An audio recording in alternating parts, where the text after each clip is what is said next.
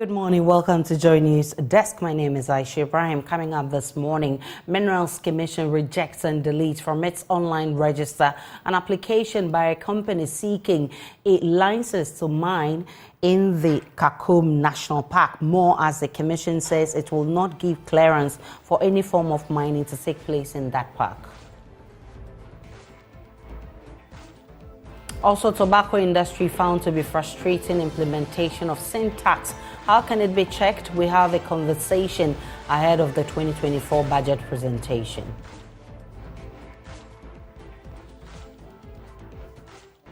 And later, I will tell you about the global call to deal effectively and decisively with plastic waste in the wake of its devastating effects on marine life and the environment.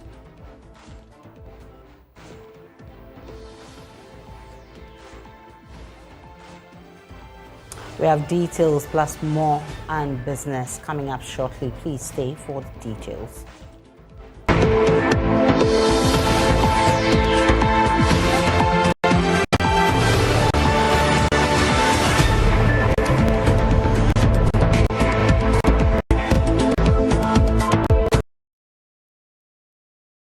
The Minerals Commission says it has rejected and deleted from its online register an application by a company seeking a license to mine in the Kakum National Park. In a statement signed by its chief executive officer, the Commission said it will not give clearance for any form of mining to take place in the Kakum National Park. Let's look at the details of that statement, and it's right there on your screen.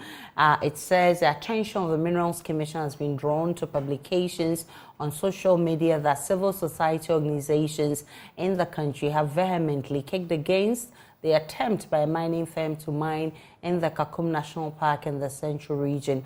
According to the CSOs, the move follows an application by the High Street Limited to the Minerals Commission for a license to mine in the Kakum National Park. The Commission wishes to inform the CSOs and the public that the application by High Street Limited was rejected and therefore cannot be processed or considered whatsoever. Consequently, the Commission has deleted the application from the online mining.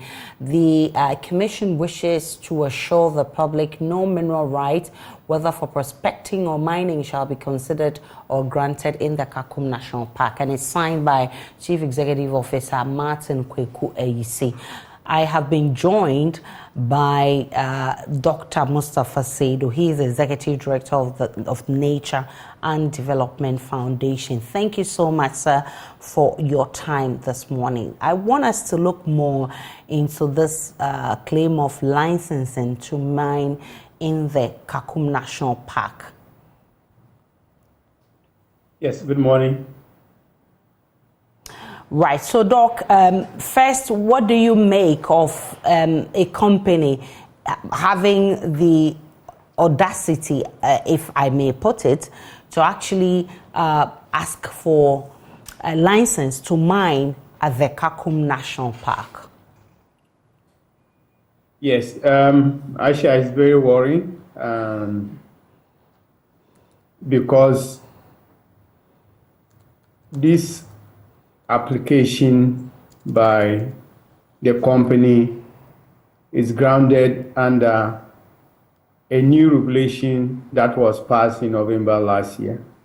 It's called Environmental Protection Mining in Forest Reserve Regulations, LI 2462, that allows mining in all forest reserves with few exceptions.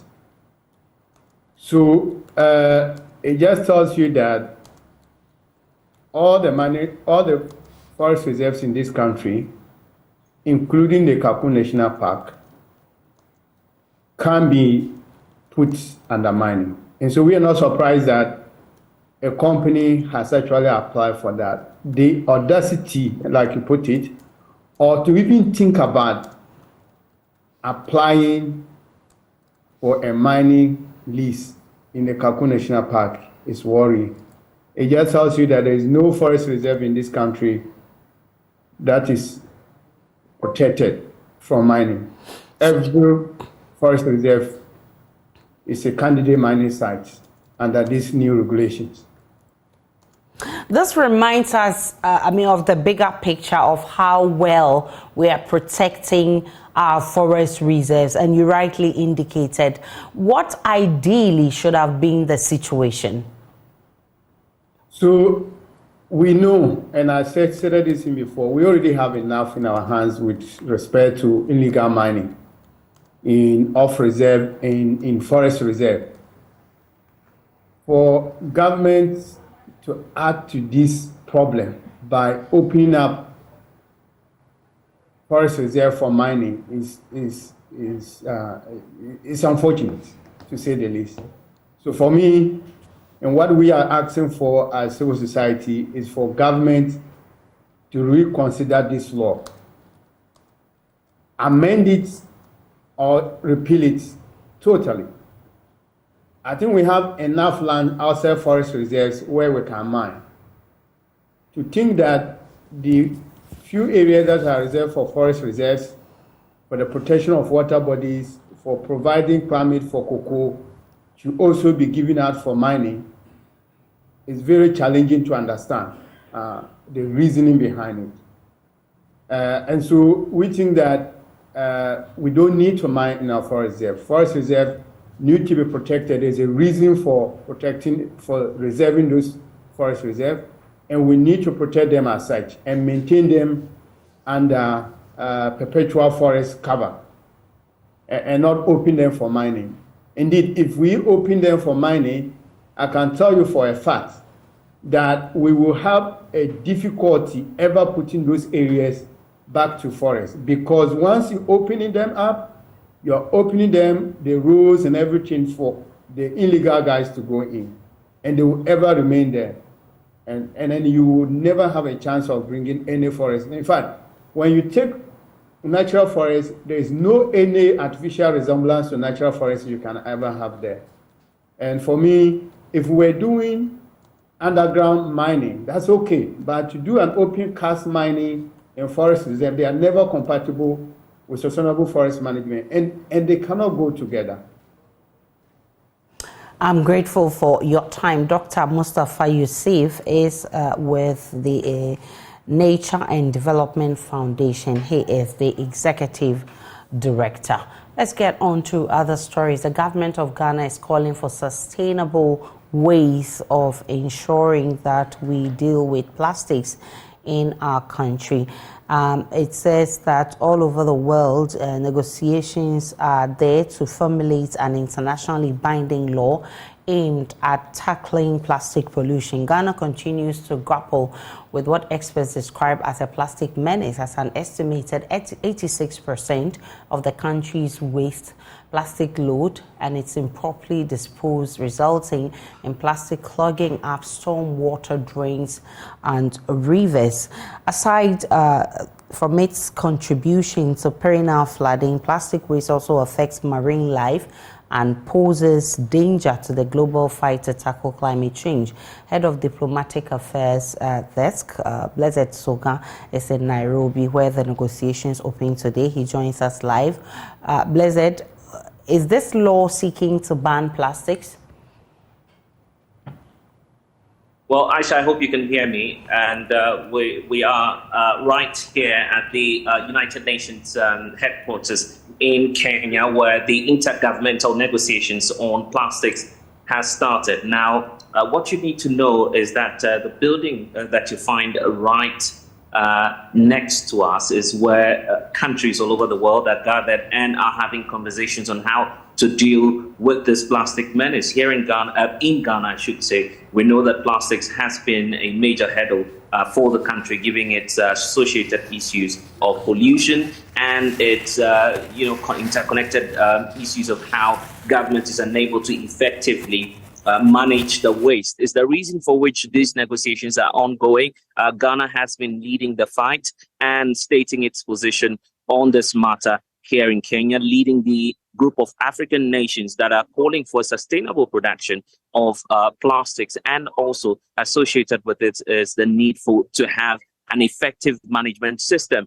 So that conference has started, officially opened by Kenya's President William Ruto, who was here earlier today to introduce what the Kenyan version and position on this matter has been. Technically, the draft would have to be adopted by all member states, and of course, that would then lead to how fine-tuned this piece of document would be. We do not know if it will go to the extent of banning it, except to say that there's a united call amongst all member states here calling for drastic measures to tackle this plastic menace. We can listen to Kenya's President, William Ruto, who addressed the gathering earlier today.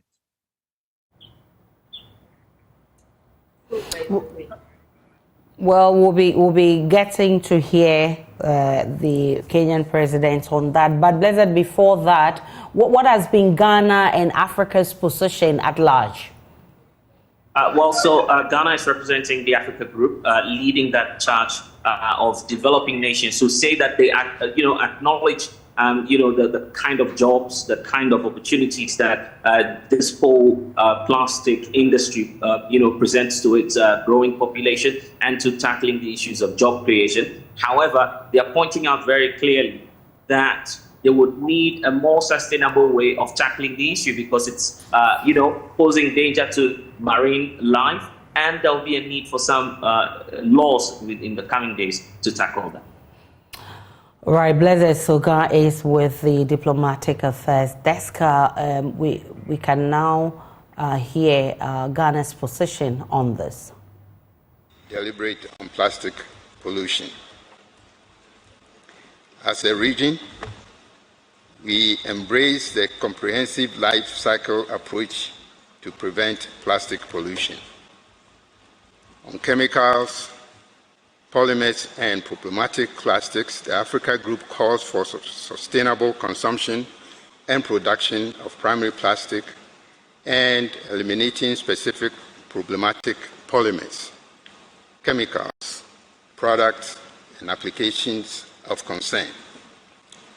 Africa calls for measures for full transparency and information disclosure along the entire plastic value chain.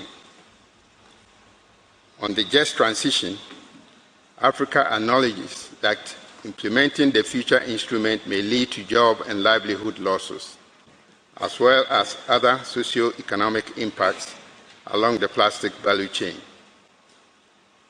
Therefore, as a group, we call for this instrument to take into account the national circumstances and ensure a fair, equitable, and inclusive transition for affected populations with special consideration for people in vulnerable situations, especially women, children, the youth, and waste pickers. On waste management and legacy plastic pollution, the Africa Group calls for an instrument that operationalizes the waste hierarchy by prioritizing waste prevention and reduction before recycling and management. We further call for effective measures that ensure environmentally sound waste management practices at different stages, namely the handling, collection, transportation, storage, recycling, and final disposal. The instrument should include effective measures to ensure cleanup and remediation of legacy pollution in all environments. On the financing mechanism, Chair, the Africa Group stresses the need for a new dedicated multilateral fund to provide the necessary, predictable, sustainable, and adequate financial resources for countries in need to meet their commitments under the future instrument. The multilateral fund should be the vehicle for providing financial assistance to recipient countries on a grant basis for enabling activities and the incremental cost. On capacity building, development, and infrastructure, the Africa Group wishes to emphasize the need of advanced infrastructures and institutional capacity building and development for African countries to effectively implement the future treaty. On research, innovation, awareness, and education, the Africa Group calls for an instrument that facilitates information and knowledge exchange, international cooperation, and coordinating best available science on sustainable consumption and production, research and technologies, and indigenous knowledge. On private sector and stakeholder engagement, the Africa Group encourages parties to promote actions that will stimulate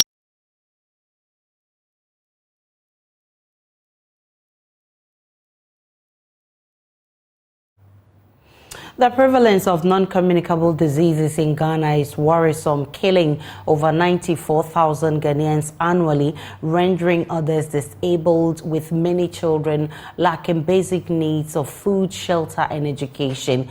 To arrest this, government has put in place policies for the control of tobacco use, including tobacco taxation. There's been recommendations by ECOWAS and WHO as cost-effective interventions for preventing and controlling NCDs. My colleague Jacqueline Yaboa brings us her interactions with smokers and tobacco product dealers. Well, there's been a lot of talk on the use of tobacco in Ghana, talking about the detrimental effect it has on our system, and also currently the price increase on tobacco in Ghana. Currently I'm with a couple of tobacco users and also one of the owners here who also sells it, to have a conversation with them when it comes to the taxes, the fact that now there are more taxes on these items, but still the consumption seems to increase, and the fact that there are detrimental effects, but still they continue to consume it. So let me just start my conversation with them. Hello sir, how are you? I'm doing well. I'm doing very fine. Yes, please. Okay, my first question, you taking cigarettes? Yes, of course, I take cigarette. All right, so why? Because I can see smoking causes rotten teeth, it damages your unborn child, it doesn't let others smoke, it causes rot a whole lot, but why do you still take it? Yes, as you rightly said, it is written there. But we've been taking it since long, and it is something that boosts my immune system. Somebody can take something to build his immune system. It boosts your immune system? Yes, I like tobacco. Whatever you write there, I don't care. After all, even the current government taxes here, taxes there, taxes wherever, but everybody is moving on. You cannot stop even the government on power not to impose taxes on certain things, but he's doing it. So if a group called itself has come out to say that they are putting on taxes on cigarette or tobacco, it's a welcoming news. That wouldn't deter us from taking tobacco. Tobacco has been part and parcel of us, and it is with us. We will never leave tobacco. No matter how much they increase it, we will smoke tobacco. Even if they put it 100%, we will still smoke tobacco, because tobacco is part and parcel of us. Yeah. No, how long have you been taking tobacco? If I'm not mistakenly, I started tobacco when I was 16 years. Wow. Tobacco, yes, 16 years. And how old are you now? I'm now 48. That's a very long time. Yes. But doesn't it have any effect on your body? I've never been to hospital, and my doctor has proven that tobacco has an effect on me. I have no. So you as for you, dear, no side effect on your body? My doctor have not proven it yet, so I feel that I'm okay. So I have another gentleman here who also you take into. I take tobacco. Okay. Now, how long have you been taking this? Let's say about 5 years. This is 5 years. Yeah, exactly 5 years. The side effect that they talk about, I see a lot causing breathing issues. Have you experienced any of them? I know how this is caused, but I have not experienced everything about it. Like, and I don't have any effect about it. And you are very fine. You're okay. I'm okay. Right now, I'm going to take some right now. I see. Now there are taxes. The big conversation is there are taxes. They have to take the tax from it, because this thing is killing people, plenty people. So how can you put a tax on it? Then that means you are not going to buy again. Oh, if they still continue the tax, you are going to stop? I will stop, because I cannot. Don't you think that would benefit the government? Then I don't have a problem. I don't care. So you stop? I will stop, so that I'll be free. Let me come to you. Have been taking it for long. If the taxes increases, are you going to stop? I will never stop it, because I know what it does to my system. I love tobacco. I love tobacco. Tobacco of any kind, I love it. Auntie, and even if they say they are going to sell tobacco, one stick, 20 cedis, and I fail to buy it, I'll go and buy it. That brings me to the taxes. The conversation is that taxes have been imposed on these. You know, it used to be called sin tax. No, why? You go continue smoke. Why wouldn't you? So, don't you think it's putting a lot of weight in your pocket? Because you are then spending a lot to get that item. Gold Coast time now, car price was low. By now, the car price was up. But still, we are buying car. So regardless. Okay, all right. So, just as you heard from these gentlemen that I've been speaking to, regardless of the taxes that are being imposed, high prices of tobacco in Ghana, regardless, they are still going to continue to take it. But some are also of the opinion that when it keeps on increasing, they would have to probably resort to other means or quit and not buy the tobacco anymore. Right here, I am Jacqueline Asuma Yeboah reporting for Joy News.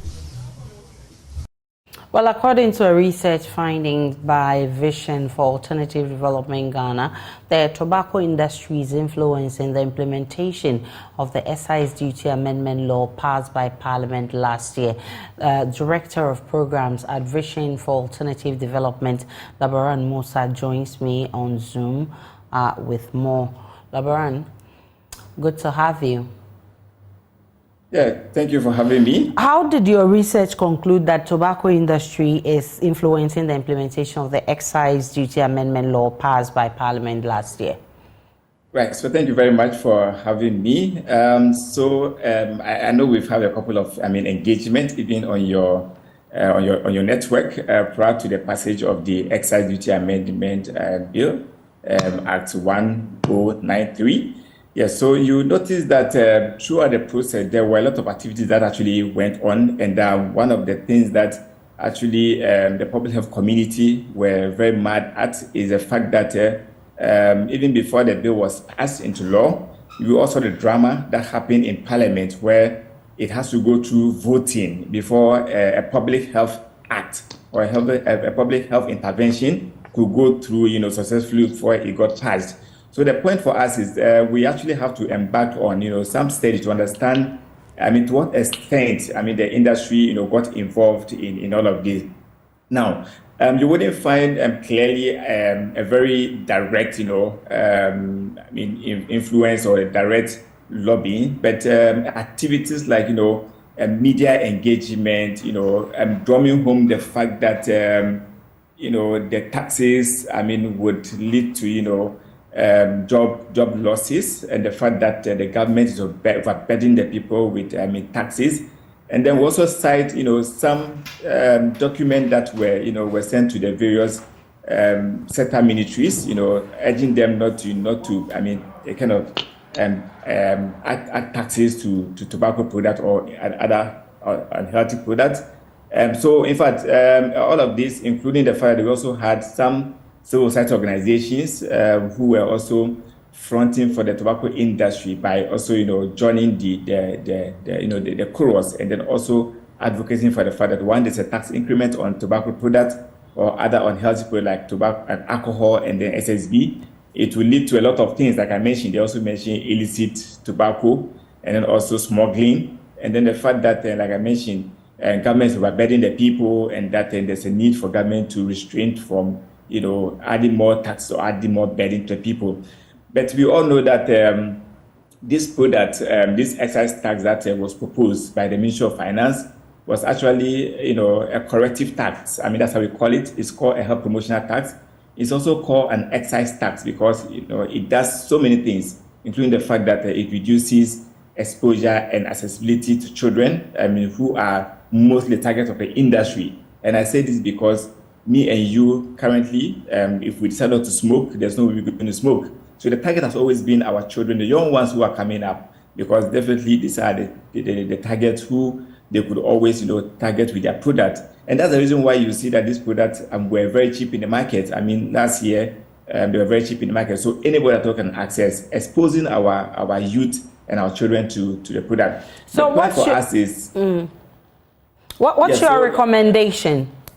Yes, so let me just add that. Listen to the conversation that went on with the smoker. You notice that most of them are, started smoking at a very young age. And we also have to assess their level of income and how are they able to care for their family and then the young ones and even their children. The point is this: once they become hooked, and it's called a nicotine that is found in the product. That's why these people cannot stop smoking and they'll continue to smoke. So the point for us is governments putting measures like increasing taxes, because the taxes that were levied on the product For us, we think that it's not punitive enough. Government need to up the taxes, if possible, increase it to by, maybe another 50%. So that we can have the raw impact that we want. Because at the end of it all, people who smoke would have some complication. The person have chronic conditions like we are currently facing. Our renal center have been closed down because of the number of people who continuously go to the hospital because of kidney problems, because of lung problems, because of heart failures, and because of this product. So government need to really look at many interventions, including the fact that taxes are one of the best that many countries are imposing on their product, just so we can reduce exposure to children, improve public health, and then also ensure that at least we get revenue so that people who continue to smoke, at least we said they can be compensated, because no matter what you do, you get problems. So once you get sick, at least the money that have been accrued, government should set aside at least earmark a percentage, if not all the funding, to support healthcare and go to chronic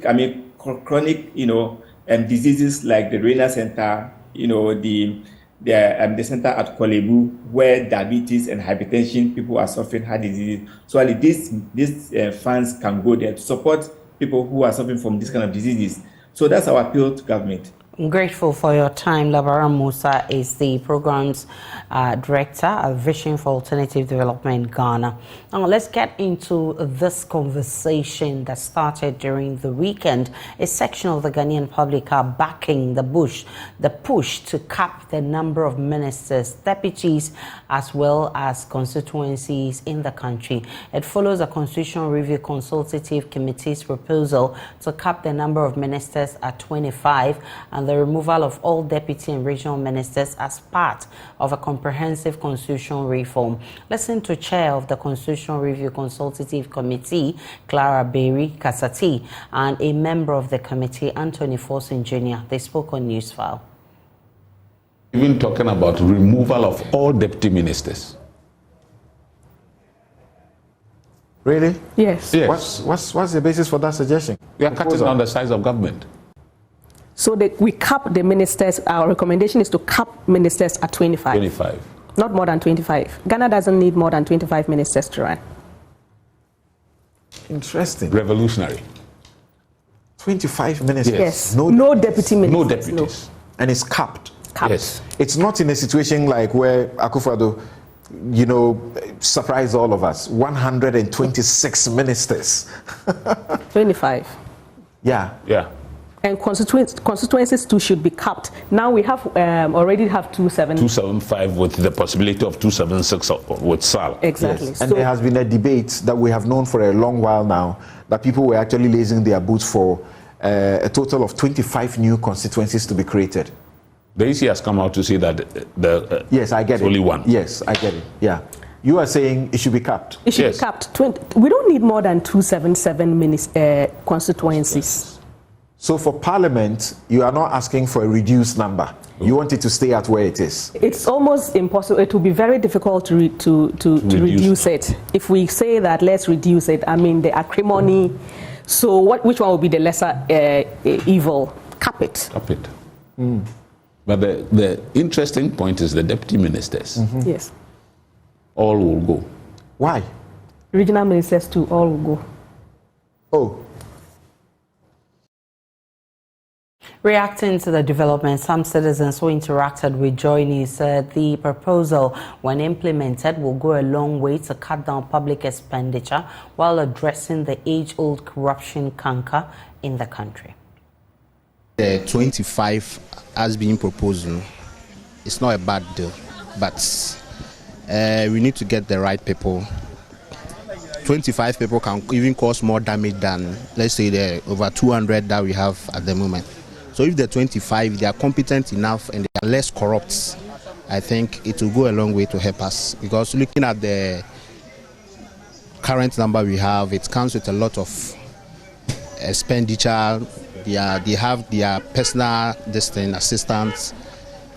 It's a whole lot. So in my view, I think the numbers doesn't matter most. But let's get the right people people who have the country at heart. Still is too much. But if that is what they will stand for it, okay, let's say every government that's come to power, not more than 25 ministers. If you can make it less, then make it less.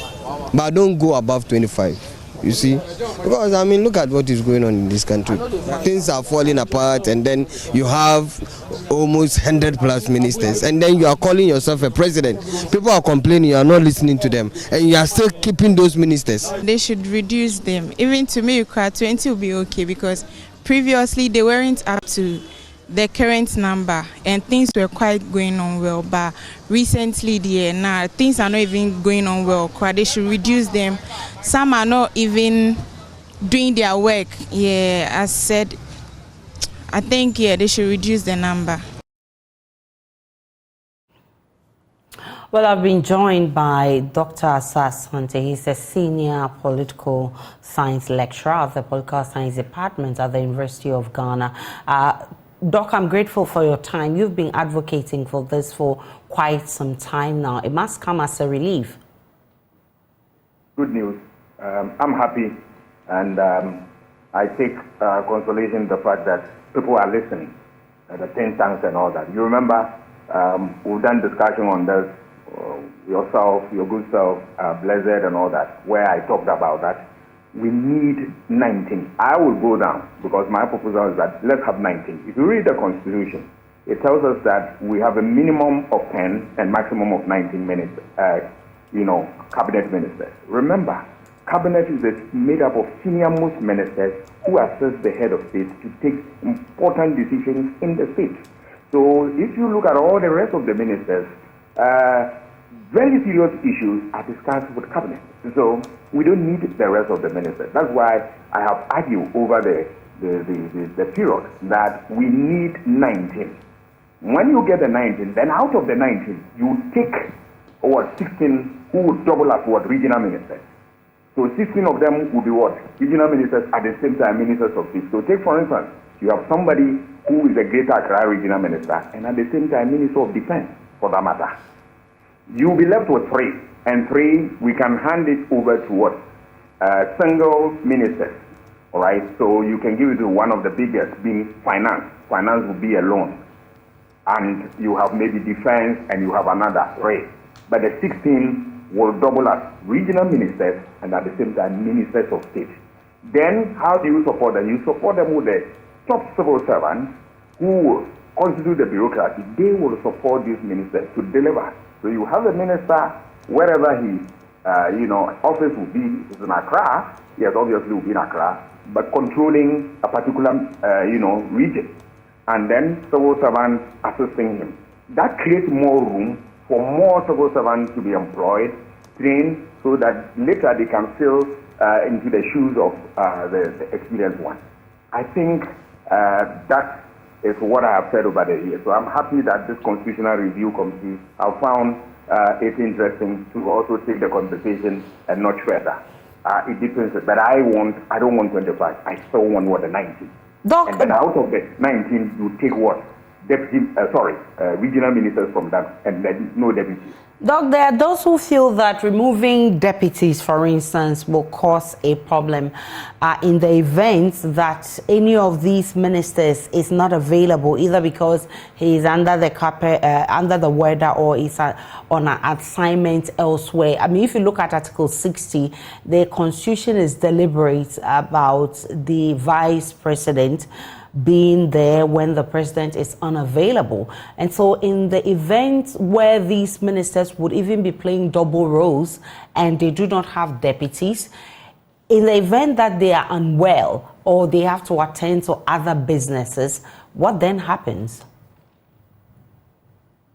With all due respect, they don't know the workings of the ministry, the bureaucracy, how they work. Even without minister, the ministry continues to work under the chief director. So they are the faces of the ministry, except that they are politically neutral. They don't take all the blames and praises and all that. But they do the paid work, all the work they do. And then the minister takes up. Without the ministry, you and I are alive to a situation in this country where Papa Uchiankama acted for 2 ministries. We have seen a number of such issues, and they perform. The other minister was not there. Then they add another one to you, and you perform. How do they work the magic? It's just the bureaucracy, the technical officers, the support servants. They will support. Government will come, government will go. These people will be there. Without deputies, I can tell you without fear of contradiction that the bureaucracy will live up to expectation as they've done over the years. So that's it. But we should be careful that this will not also open the floodgates for, government to also smuggle in what? Special assistance, special aid. We don't need all of them. We don't need all of them. Because whatever skills set that we need, the bureaucracy has and has more. Once we depend on that, that's it.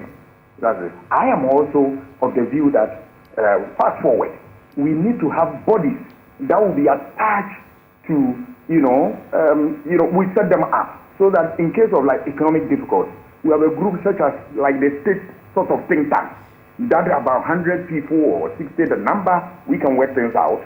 Who will sit down, reflect on if it's an economic issue and come out with solutions. So like we go into IMF, you give it to about 100 of them who constitute the body, drawn from, the good news is that we have people who draw salary from government payroll and put them together.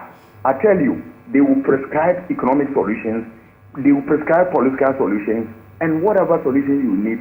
And then, look, they will not even need much money or anything of that sort. For instance, if you put a team together and say we are looking for a political solution for this country, for instance, I am ready to work without a dime, just that my name will go into the annals of this country that when his country was in difficulty, he also rose up to the occasion. That's all scholarship is all about.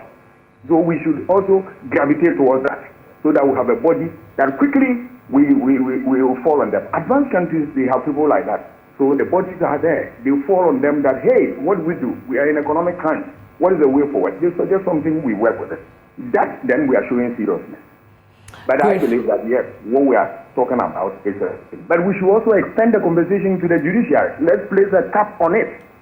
The U.S. Supreme Court is made up of 9 members who sit at a go. They listen to 50 cases a year. Why do we have what? 15. And so what? Saying that there are vacancy for 3 and more. No, we have to do the needful. The U.S. example is that we can look at it where out of the 9 judges have the top lawyers in the state. Some of them are picked and they work under each of the Supreme Court judges. Each of them has over 10 crack lawyers who work under it, collect data and help them to write their report. And they listen to 50 cases a year. What it means is that, look, government may come, government may go. A time will come that you don't need to even put anybody in the court because nobody has resigned. And that tells you that, look, you are doing something serious about what? Public affairs. You are ensuring accountability and value for money. Why do you put so many in office? And then when they retire, by their conditions of service, we are supposed to pay them till they die. The payment is not a problem, but the number we can reduce and still pay them. If it is 7, if it is 9, we want to maintain. Let's maintain that and then pay them when they retire till they die. I'm grateful for your time. Dr. Asante, Senior Political Science Lecturer at the University of Ghana, is also the Executive Director of the Center for European Studies at the University of Ghana. Now, school fees for 50 tertiary students affected by the flood disaster caused by the spillage of the Akosombo Dam, totaling 110,524.83 cedis, have been cleared in full by the Member of Parliament for the North Tongue constituency, Samuel Okujeto-Ablak, on Sunday, November 12. During a brief ceremony to hand over the various cash amounts to the students, Mr. Okujeto emphasized the necessity of the intervention towards ensuring the education of flood victims from the constituency is not disrupted. There's more in this report by Carlos Coloni.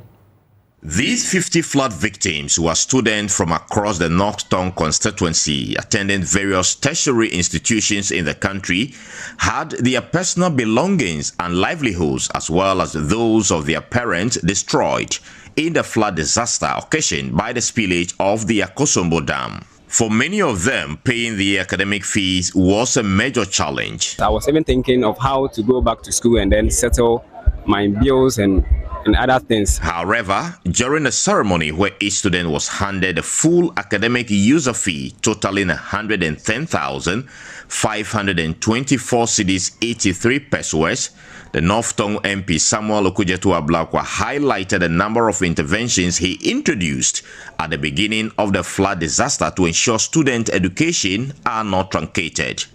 Since the disaster,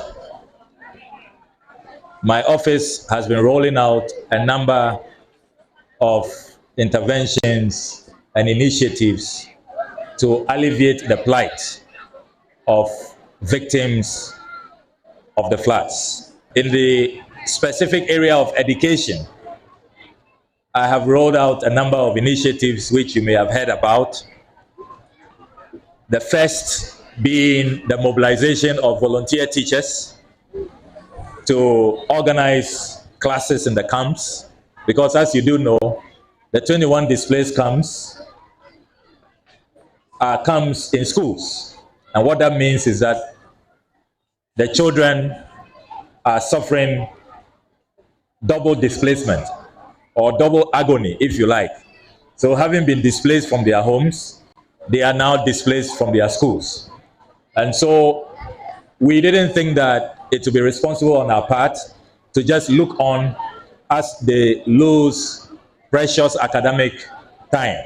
And so we quickly mobilized volunteer teachers. Some of them are amongst you today, university students, some professional teachers, and we purchased marker boards, markers, TLMs, so that they can be ready for the camp classes. In addition to that, we have provided exercise books, pens, pencils, erasers, sharpeners, school bags, and school shoes for our school pupils and students. We have done all of that so that the students and school pupils can at least catch up and make up for lost time.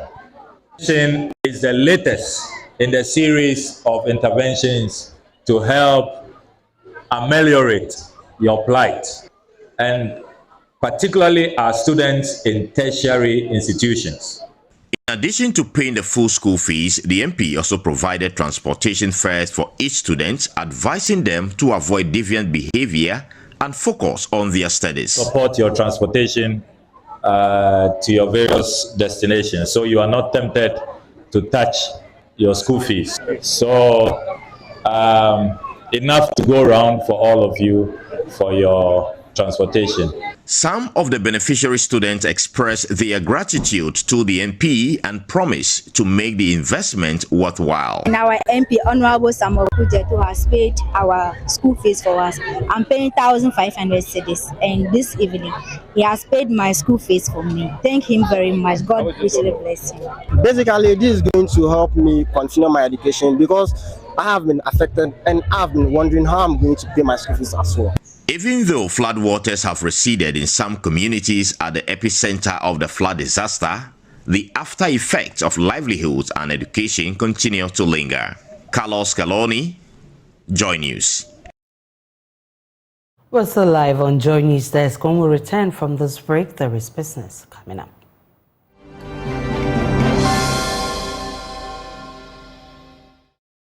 Hi, good morning. Welcome to Business. My name is Darryl Kwao. There are growing concerns about the continuous adoption of conventional farming practices which contribute to the country's degrading soil quality levels. The Ghana Institute of Horticulturists is the latest to join calls against farming methods that tend to negatively affect the soil structure with consummate effects on food and nutrition security. With climate change impacting heavily on agriculture, the group is advocating the uptake of conservatory type of farming known as regenerative agriculture to restore the country's arable lands. Here's more in this report. Many arable lands in Ghana are continuously eroding owing to poor agricultural practices, mining, infrastructure and urban expansion, illegal logging, overgrazing, among others. With the country's soil erosion level pegged at nearly 40%, the worrying trend of depletion is a threat to agricultural productivity. At its 23rd Annual General Meeting and Scientific Conference, members of the Ghana Institute of Horticulturists were alarmed by the various environmental changes impacting negatively on crop production. Professor Harrison Dapa is a crop scientist. Temperatures are increasing, there are flooding, so we are not talking of the Volta River flooding, but the natural ones which come out of rainfall, which people's farmers' fields are actually flooded and others. And then we have the environmental increases in pests and diseases all over the place because of the changing environment. And climate change impact is having a huge impact on us. And that is why we're saying that hopefully as we discuss this issue at this particular conference, we'll be able to come out with something that will be able to help farmers fight climate change. Head of Horticulture Department of the Kwame Nkrumah University of Science and Technology, Professor Francis Appiah, is not only worried by the impact on food security, but also nutrition security. He is advising farmers to employ practices that protect the integrity of the soil. We have the potential to show the world that it is possible to feed a nation while preserving the environment. We need to keep a balance of feeding the nation through proven practices for yield and quality, and then keeping its health. We can be the torchbearers of regenerative horticulture while not abandoning the known practices with capacity for yield without neglecting quality, setting an example for sustainable practices that can nourish our people and protect our planet. Themed the sustainable crop production and food security through regenerative agriculture, the scientific conference brought together industry players in the crop production hub. The group is prevailing on the government and other private investors to channel resources into the horticultural sector. Professor Halim Abubakari is president of the Ghana Institute of Horticulturists. I think what we need now is more investment in best management practices. We've been doing that over the years, and if you look at a lot of the money that goes into regenerative agriculture and sustainable agriculture, they're mainly from NGOs and donor organizations, and we all know that this is not sustainable. So we're calling on investors in Ghana. We know people who are doing investment, and they are investing in real estate, they are investing in manufacturing, but we are thinking that we can also put some money into regenerative horticulture. So we are calling on the investors within the country. For JoyNews, my name is Emmanuel Bright-Kweku. Now, the trade of 100 women shea nut pickers in the northern belt of the country has been given a major boost following donation of shea rollers under the Savannah Integrated Biodiversity Conservation Initiative. Coordinator of the project, Dr. Asa Mohammed, said apart from the shea rollers increasing the picking capacity of the nuts by the women, it would also reduce their health burden. JoyNews' Upper West correspondent Rafiq Salam has more. Shea nut is one of the agricultural products with the greatest potential for increasing foreign exchange and employment. There is a growing demand on the world market for shea nuts as well as its byproducts. The shea industry generates employment and income for about 1 million rural women in northern Ghana involved in picking nuts and marketing processed shea kernel and shea butter. Based on the aforementioned and the need to protect the Mori National Park, the University for Development Studies, in partnership with Ghana Wildlife Society, Nature and Development Foundation, and Corporazione per lo Sviluppo DPC, Emergenti, Onlus, COSPI in Italy, received funding from the European Union to implement a project codenamed Savannah Integrated Biodiversity Conservation Initiative, SIPC. The project is aimed to import the implementation of sustainable management of the Mole National Park and peripheral areas implemented under the European Union's Pabio program, which aims at sound management of large landscapes of high biodiversity value. Project coordinator for SIPC, Dr. Asar Mohammed, to shed light on the project. And this project came from the idea that the Mole Park, sustainable management of the Mole Park has been a challenge in Ghana. And the challenge has always been several attempts to reduce poaching and destruction of the biodiversity of the Mole Park. Then this project came from the idea that sustainable management of the Mole Park would depend on providing alternative livelihood for people whose livelihood depends on the park, particularly the hunters, we call the poachers, and those who do other activities like illegal logging and other activities that are inimical to the park. So in 2009, the idea came and then we proposed this to the European Union. And the European Union gladly provided funding for 4 years for these activities. 100 women share pickers drawn from Mankurugu and North Gonja, Tantale in Mankurugu Maduri and Bulenge in the Wise districts were given shena picking rollers, basins and cutlass to aid in their work. Yeah, so this particular equipment that we have given to them to enhance their picking, as we're demonstrating, see that it increases our capacity to pick more than 10%, 10 times. So if we're picking 1 bag per year, you'll have been picking about 10 bags. And by multiplier effect, you'll be making so much money because a bag of shea nuts now is about 300 to 400 cedis. And if you can pick more, because of this machine that we are giving to them, in a way, you are enhancing your income as a woman. All right, and that's it for this segment. The news continues after the break.